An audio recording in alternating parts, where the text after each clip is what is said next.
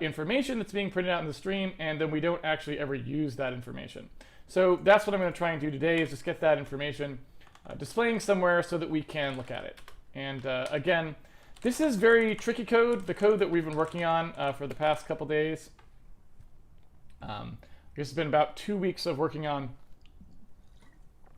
debug hierarchy stuff. There's a lot of very subtle decisions, and they're very difficult to get right. And so it's kind of a iterative refinement process where you kind of have to go through and go through a bunch of iterations to actually get it correct. Typically, most people don't bother going through any of those iterations, and you end up with kind of just some code like we have right now if we were to just kind of stop and just use it as it is, which has a bunch of drawbacks that are not really that good, right? Or they're not something that we want to continue to have.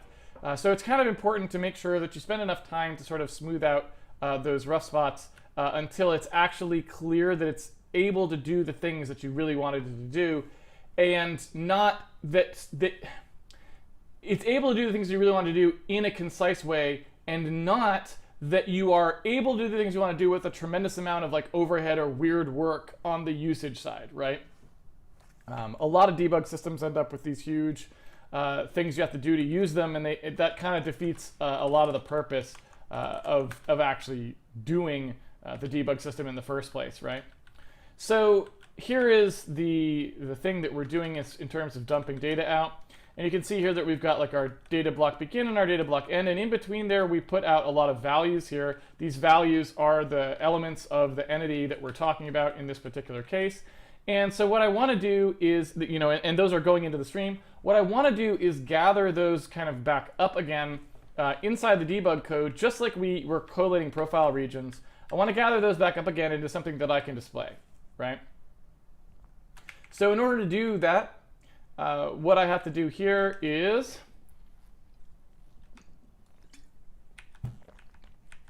inside the debug collation,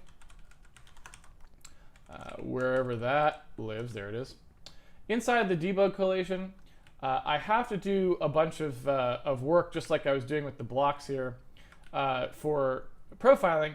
I have to be able to do that for the data as well.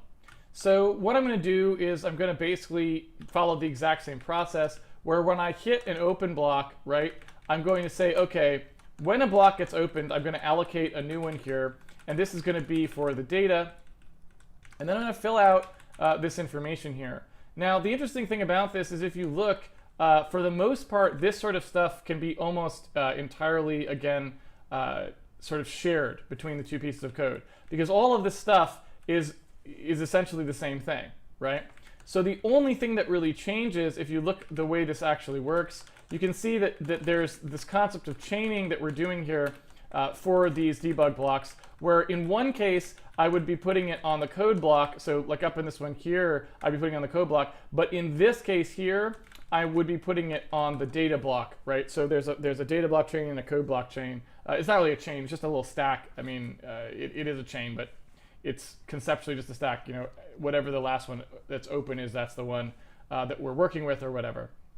So if you know how that works, it means that probably what I could do is say that, my allocate open debug block, I could go ahead and make that be something a little more automated. So if I want to, I can just extend that out into something where, I'm passing a little more information here, and then it could just do that work for me that's being done here manually, right? So it doesn't actually have to do, I don't actually have to write out that code every time. That's something that could just happen in here. So after it kind of gets the result, it could do this sort of thing where it fills out all of this stuff, right? So we've got our source, that's our debug record, right? We've got our frame index, like so. And we've got our opening event. And since we have those in both cases, right, it's pretty free to just have those get passed. And so now when we do allocate allocate open debug block, in this case too, I can do the exact same thing, and I can just go ahead and say, all right, we've got the frame index, the event, and the source. And then we still have to do this separately, right? This is still different. I could, however, say, well, since the debug block does have a parent there, I could do something like this, where I say, all right, since I know that it's a certain pointer that's actually getting operated on there, I could say here's the place to chain it as well, and have that chain operate automatically as well. So for example, I could just say, hey, you know, something like this. And then this code could also go in here, right? So I could do that at the bottom where we say, okay, whatever the first open block pointer is here, right? We're going to write to it. Excuse me. So something like this. And now we should have a situation, oops, there we go. We should have a situation where, scratchy throat.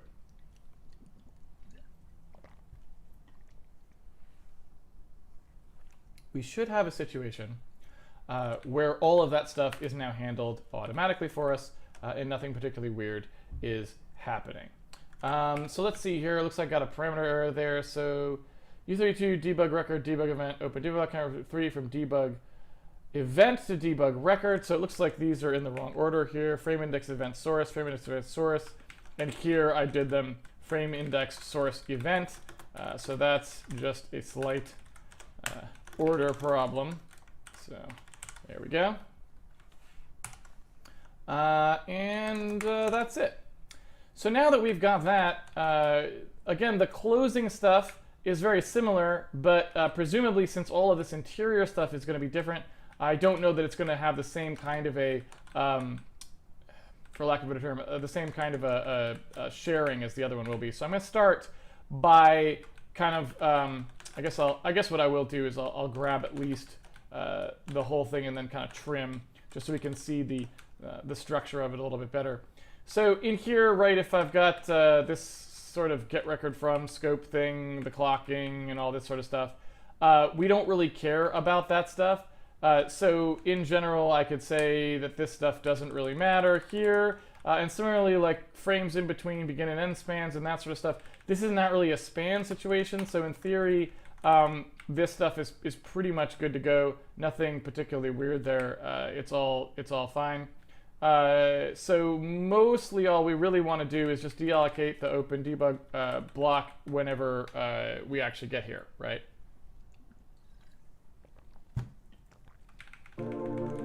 So assuming that we have an open data block, what we want to do is say whatever the matching block is that we, at least the one that we think is going to be the matching block, is going to be that, right? So we grab that one. We then see what the event is on that matching block, and then we then see if these events match. Now, that, I guess, is a good case there. That looks like something we could easily pull out, right? So this is basically something like in inline bool, you know, events match.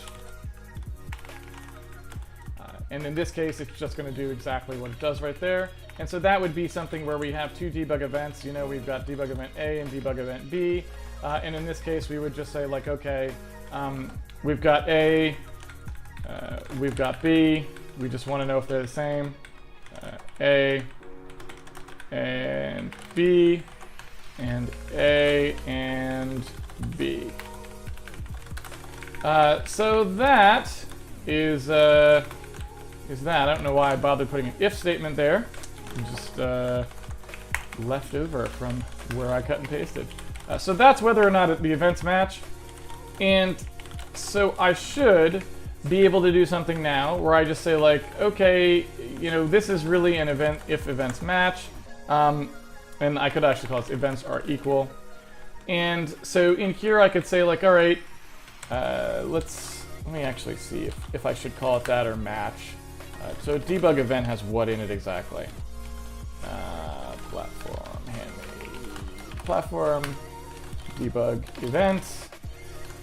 So a debug event has a bunch of stuff. So our equals wrong. So match events match is better because in this case we are talking about sort of this like fuzzy match. They're not actually going to be equal because we're really just talking about whether some of these things line up properly, right? That does seem like the way it should go. Now there is one part of it that's a little bit wonky, which is the thread ID core index bit here. I feel like that part kind of has to be elevated out because we need that in addition to the data that's being stored, right? The thread ID core index thing is, at least the thread ID part, is very important for us to kind of match that stuff out. You know, I guess only the thread ID really is, right, if we want to get right down to it. But either or, like, that kind of has to be something that would be matchable across multiple different types of events. So I think you probably want to do something more like this, right, where we sort of say, you know, there's a data package and then there's this, and the thread ID is actually an important thing that kind of has to be in there, right? I think that makes some sense. So yeah, that also suggests to me that we would have to get that information, which we are not currently doing. So inside Handmade platform, if we take a look at the TC, like the TC thread ID and stuff, this stuff here where we do record debug event, you know, when we're calling the common thing, it looks like now we could sort of start to talk about the fact that, well, really, honestly, this is actually going to happen everywhere. So we really don't need the common and regular versions of this. We could just say that now, actually, it's always the common one. And these guys actually are going to get set pretty much every time for everything. That seems reasonable to me. So if I get rid of that, then what that means is the common version kind of goes away here. Oops. And so all these guys, record debug event common, is just going to become record debug event. And that's all good. Okay. So yeah, this then becomes, well, that's actually just fine, the way it is right now. So this guy now is going to say, okay, I want to make sure the opening event and the event match. If they do, then off we go. And again, that's something that now I can share. So in here, I can also say, you know, if events match, so that that is not actually something that has to be done differently, right? And that should pretty much do it, right? This, again, is the same when we do deallocate open debug block. If you look at how that goes, I feel like that's something where we could totally have that do the threading, the chain management, right? I feel like I'm gonna do a little start recording. All right, so I need to go ahead and get myself synced up here. Let's see where we were at. Today is day 209, which means that if you would like to follow along with me at home, you want to unpack day 208 source code into the directory in which you are working. That is the source code that I will be working with today. I do not know why find symbol results ended up here. We can just pretend that never happened, I suppose. Oh, you know what? It probably was because we did a little, we probably used the other platform to search for offset of. I do remember why that was there, and it probably left it up there. Anyway, so here is where we left off. Again, everything running correctly, nothing out of the ordinary, and all of the stuff is still working. So we're in good shape there, but we are not actually, you know, although we've got our profile data, obviously, and stuff like that that's happening, we have not yet done anything with that other data, the objects. I'm going to do a little start recording. Hello everyone, and welcome to Handmade here, the show where we code a complete game live on stream. I have some work to do from yesterday. Yesterday we made it so that we could dump data into our debug stream. Our debug stream previously contained mostly just profiling data, and now we can dump just arbitrary data in there.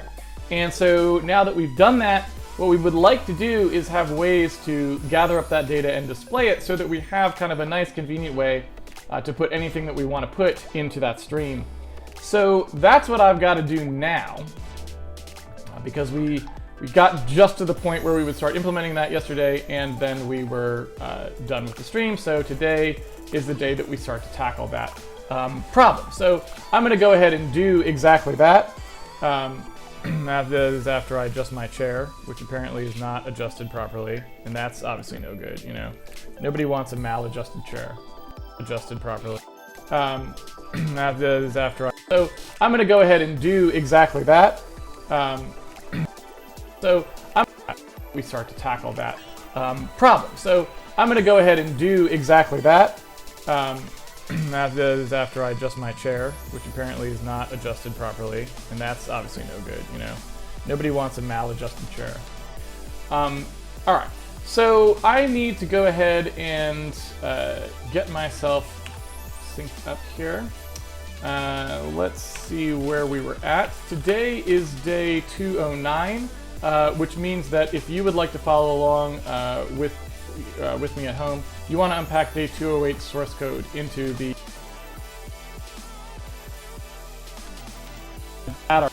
whatever its root group is. That's the one we would use. And that's just always going to be true. Be and smiling and and then we can just go implement it and be good, right? And everyone's happy and smiling and everyone is dancing around and doing things, ridiculous things, unmentionable things.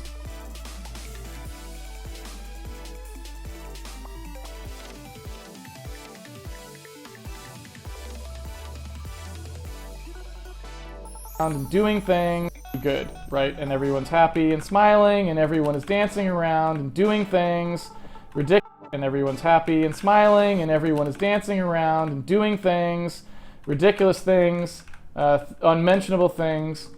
And so I'm just going to go ahead and change this guy here so that we don't ridiculous things. Everyone's happy and smiling, and then we can just go implement it and be good, right? And everyone's happy and be good, right? And everyone's happy.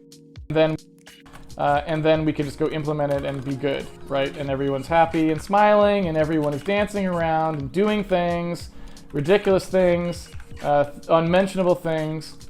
And so I'm just going to go ahead and change this guy here so that we don't have to deal with debug add variable as a name. Okay. So let's go ahead and implement this. And this should be really easy to implement on top of what we already have. Like really, really, really easy. It's just a question of like basically swizzling the parameters around. So we have our open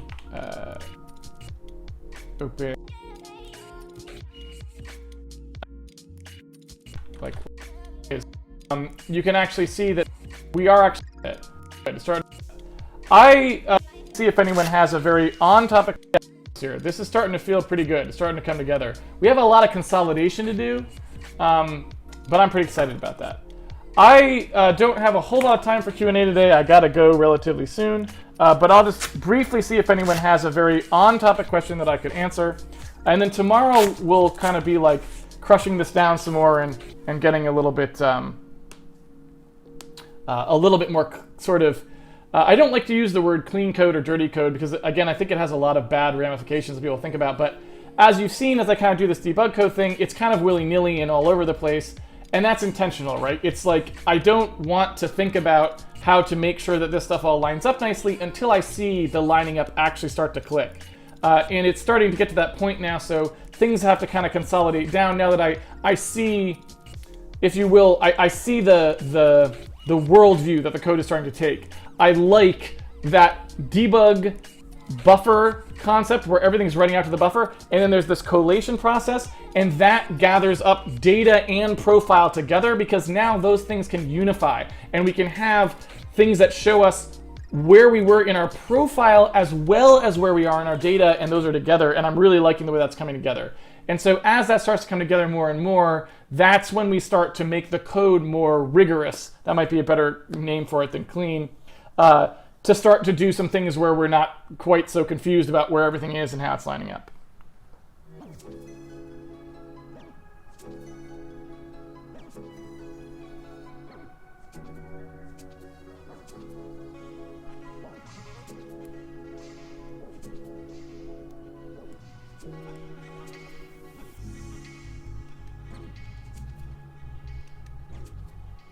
Samar037, we've been on the debug code for quite a while. How much longer do you think it will take before we are finished? You never know with code.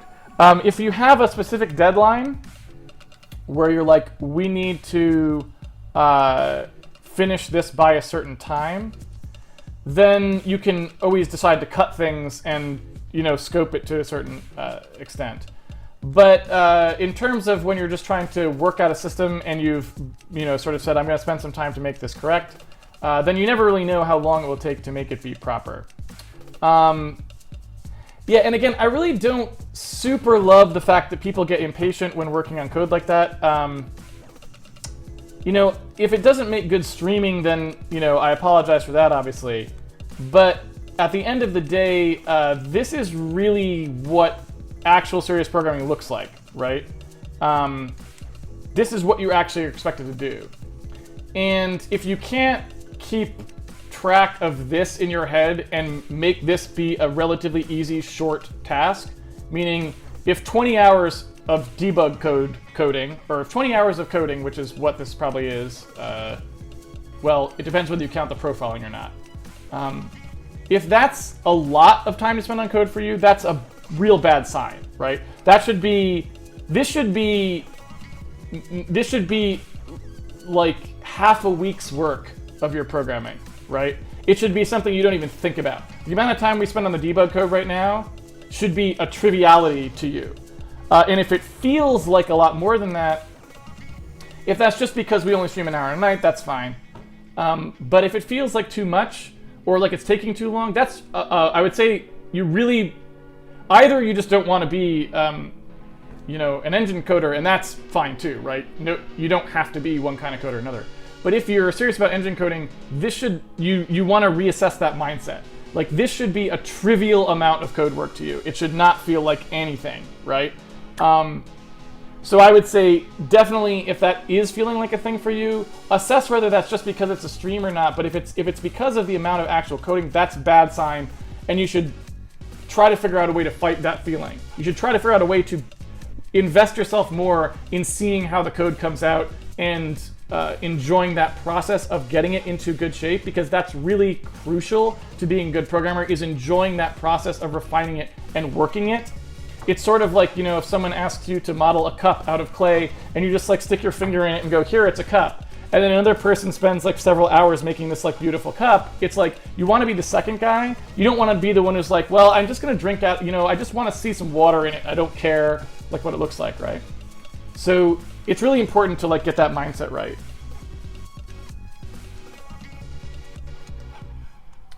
Stephen last, do I ever use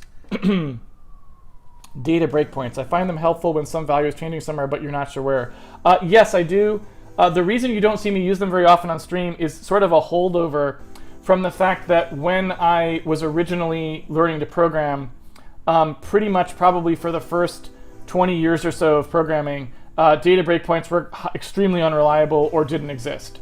Like they either didn't exist in something you're using, or they didn't really work reliably. So they were very unreliable way of debugging.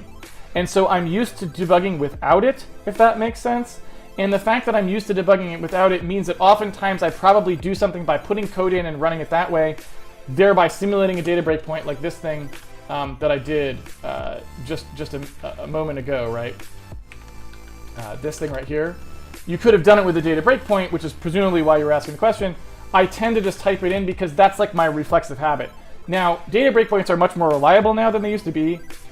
Since I, again, don't use them by habit, unfortunately, I can't say it. Maybe they still are a little unreliable for all I know. I don't know. They might be 100% reliable, though. So I wouldn't necessarily discourage anyone for using them.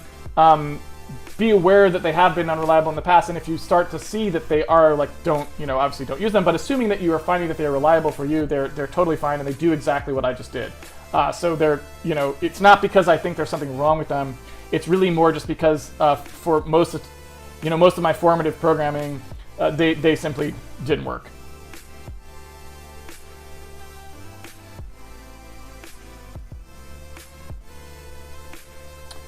Does the design of this debug system differ significantly from the debug systems you've worked on for other games? Yes, this is completely different from any debug system that I've ever worked on ever before.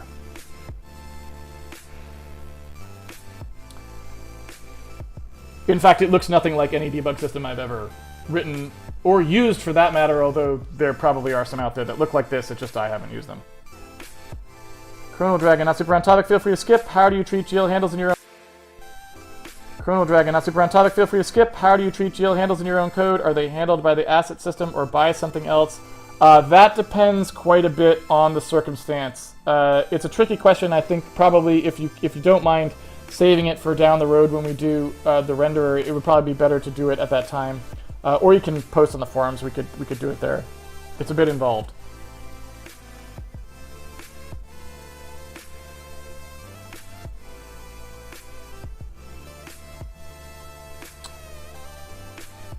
All right.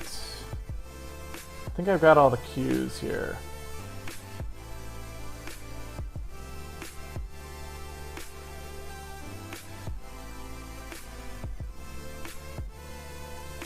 All right. Since I said, like I said, I have to kind of go, I'm going to call it, and we'll be back to sort of condense this stuff down tomorrow night anyway, so you could always ask questions then. Tomorrow night's stream is special, like I mentioned before. It will be starting at 7 o'clock. Special, like I mentioned, questions then. Tomorrow, this stuff down tomorrow night anyway, so you could always ask questions then. Tomorrow night's stream is special, like I mentioned before. It will be starting at 7 o'clock, but then it will, at 7:30 after the Q&A, instead of being off the air, it will switch over to a debate with Sean McGrath. He wanted a devil's advocate for something that he's been thinking about lately, which was free-to-play games. He asked me if I would mock debate him. There is nothing on the line for this debate. It is not actually me versus him. Because I have no skin in this game whatsoever. He does. He is working on a game and is thinking of making it free to play. So there is something on the line for him in some sense, which is that this is sort of a proving ground for his ideas or a way of sort of sounding them out. There's nothing on the line for me other than the fact that I tend to not really like the free to play model particularly much. So I suppose me arguing against it is sort of a position on principle or something like that. But like I said, in general, I actually don't have any real horse in the race. I am simply sort of acting as the general arguer, since I like to argue for Sean, so that he can kind of bounce those ideas off and maybe explore them a little bit himself in ways that maybe he didn't think of because he didn't have an adversary there to challenge some of the ways he was thinking about it. I think it'll be pretty interesting. I don't know, but that's what we'll be doing tomorrow. You should be able to just stay on Handmade Hero and watch the stream at 8:30 if all goes well, technical difficulties aside. And I assume Sean will try to stream it on his stream, so if you tend to watch Sean's stream, you hopefully will be able to watch it on there either. Both of them would just, hopefully will both sort of work, and you can watch on whichever channel you normally watch on. Again, that's barring technical difficulties, because you never know with computers. Trying to run Skype and OBS at the same time is probably the microphone fight of the century, and no one will hear anything, and there'll be no audio, and I won't be able to hear Sean, and he won't hear me, and you won't hear him, and you won't hear me, and he won't hear you hearing me, and everything else. But if we can get it to work, I think it should be pretty interesting, so hopefully you'll stick around tomorrow night for that. That's all for now. As usual, if you want to follow along at home with Handmade Hero, you can always pre-order the game. It comes with the source code. So if you're interested in that, check out handmadehero.org. You can also check out the tweetbot, which tweets the schedule and calls out special events like the one we're doing tomorrow night. So you can always keep comprised of that. We have a Patreon page if you want to subscribe to the video series. We also have forums if you want to ask questions or view annotated episode guide, other good stuff like that. That's about it. Until tomorrow, 7, again, Pacific Daylight Time tomorrow. Hope to see you all here for that. Until then, have fun coding. I'll see you guys on the internet. I'm going to do a little start recording. Hello everyone and welcome to Handmade Hero, the show where we code a complete game live on stream. I have some work to do from yesterday. Yesterday we made it so that we could dump data into our debug stream. Our debug stream previously contained mostly just profiling data. And now we can dump just arbitrary data in there. And so now that we've done that, what we would like to do is have ways to gather up that data and display it so that we have kind of a nice convenient way to put anything that we want to put into that stream. So that's what I've got to do now, because we we got just to the point where we would start implementing that yesterday, and then we were done with the stream. So today is the day that we start to tackle that problem. So I'm going to go ahead and do exactly that. That is after I adjust my chair, which apparently is not adjusted properly, and that's obviously no good. You know, nobody wants